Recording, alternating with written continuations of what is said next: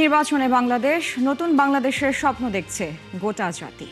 বৃহস্পতিবার সকাল থেকে নতুন করে ফিরে পাওয়া ভোটাধিকার প্রয়োগ করবেন দেশের মানুষ। খুঁজে নেবেন যোগ্য নেতৃত্ব। প্রার্থী থেকে ভোটার সবার খবর তুলে ধরতে প্রস্তুত ৭১ টেলিভিশন। চলছে ৭২ ঘন্টার বিশেষ আয়োজন। আপনাদের সাথে আছি আমি সারা মেহজাবিন। সৈয়দপুর বিমানবন্দর থেকে ঠাকুরগাঁওয়ে জামায়াত আমিরের কাছ থেকে জব্দকৃত টাকা নিয়ে নির্বাচন কমিশনে পাল্টাপাল্টি অভিযোগ করেছে বিএনপি ও জামায়াত। জামায়াতের দাবি ঘটনাটি সাজানো, তবে পরিস্থিতি যাই হোক নির্বাচন বর্জন করবে না ১১ দলীয় জোট। আর বিএনপির অভিযোগ পরাজয় জেনে নির্বাচন বানচালের চেষ্টা করছে একটি দল।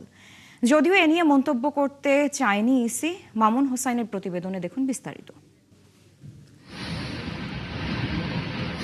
ভোটের আগের দিন সৈয়দপুর বিমানবন্দরে ঠাকুরগাঁও জেলা জামায়াত আমিরের কাছ থেকে ৭৪ লাখ টাকা জব্দের ঘটনায় সারা দেশে তোলপাড় সৃষ্টি হয়েছে। বিষয়টি সাজানো দাবি করে অভিযোগ জানাতে বিকেলে ইসিতে যান জামায়াত সহ ১১ দলীয় জোটের নেতারা।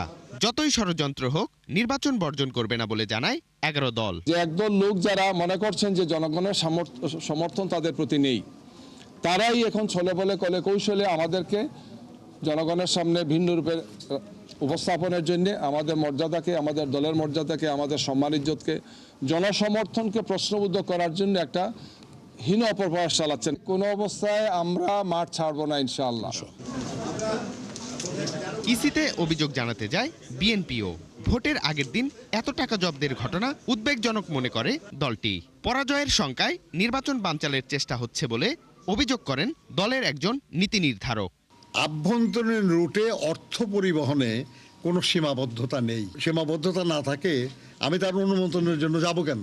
যেই নির্বাচন প্রতিরোধের চেষ্টা করবে, যেই নির্বাচনে বিশৃঙ্খলা সৃষ্টির চেষ্টা করবে, আমাদের করা লাগবে না, জনগণ নিজেরাই প্রতিহত করবে। দুই দলের পাল্টাপাল্টি অভিযোগ শুনলেও জামায়াত নেতাকে টাকা সহ আটকের বিষয়ে মন্তব্য করতে রাজি হয়নি নির্বাচন কমিশন। আইনি ব্যাখ্যার কোনো ব্যাপার নেই। যে আমি আবারও বলছি, যে কর্তৃপক্ষ এটাকে ইন্টারসেপ্ট করেছেন বিষয়টা তাদের। আমি কোনো আইনের ব্যাখ্যাটা তো তারা দিবেন যারা ইন্টারসেপ্ট করেছেন। আমি কেন দিব? আমার তো কোনো অধিকার আছে, আমার কি ক্ষমতা আছে? আমি কি বলতে পারি যে এত টাকা পর্যন্ত ঊর্ধ্বসীমা, বা এত টাকা নিতে পারবেন বা এত টাকা নিতে পারবেন না? কেন বলবো? আমার who am I to decide the amount upper limit and how do I say it? কোনো কোনো গণমাধ্যম ইসি সচিবের বরাত দিয়ে মিথ্যা তথ্য প্রচার করছে বলেও অভিযোগ করেন তিনি। দয়া করে এই অপতথ্য সংস্কৃতি থেকে দয়া করে বেরিয়ে আসেন। মামুন হুসাইন, ৭১, ঢাকা।